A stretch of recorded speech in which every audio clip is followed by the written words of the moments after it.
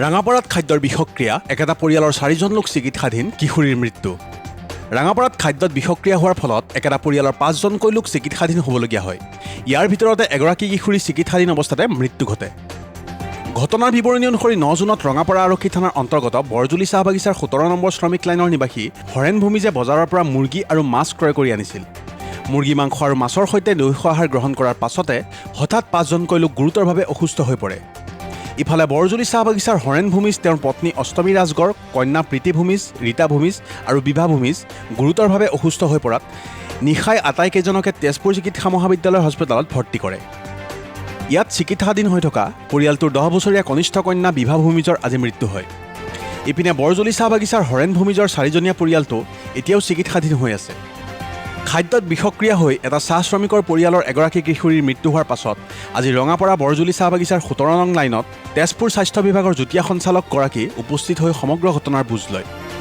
তাৰোপৰি স্বাস্থ্য বিভাগৰ দলটোৱে মৃত বিভা ভূমিজৰ শৌচ আৰু তেজৰ নমুনা সংগ্ৰহ কৰে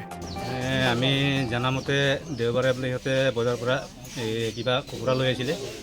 কুকুৰা আৰু মাছ লৈ আহিছিলে মাছ খালে আৰু কুকুৰা খালে ভাত পানী খাই পেলাই সিহঁতে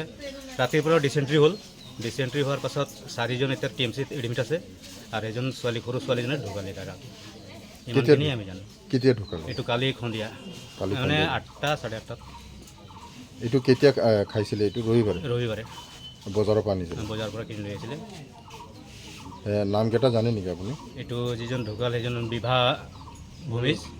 আৰু হস্পিটেল আছে তাৰ দেউতা হৰেণ ভূমিজ আৰু ডাঙৰ মাজুলী ছোৱালীজন আছে কি প্ৰীতি ভূমিজ আৰু একেবাৰে সৰু ছোৱালীজনী ৰীতা ভূমিজ এইকেইটা এতিয়া TMCত আছে